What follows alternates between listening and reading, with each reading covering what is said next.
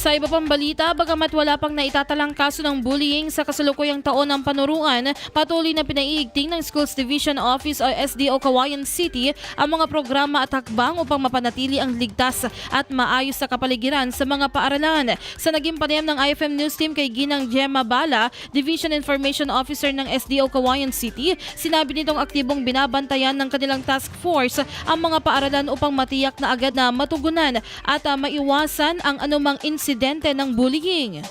Actually po ay napaka-active po ng ating CPP task force ng SDO Cauayan City.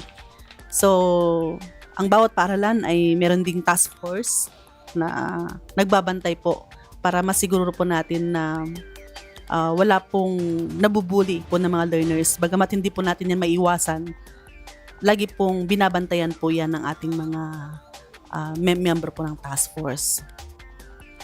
Dagdag pa niya, regular na nagsasagawa ang SDO ng mga information drive, orientation at mga programa na naglalayong palakasin ang kamalayan ng mga mag-aaral, guro at mga magulang hinggil sa kahalagahan ng paggalang sa kapwa at pagpapanatili ng ligtas na kapaligiran sa paaralan. Samantala, tiniyak ng SDO Cauayan City na magpapatuloy ang kanilang mga programa at kampanya para sa kapakanan, kaligtasan at kapayapaan ng bawat mag-aaral sa lungsod.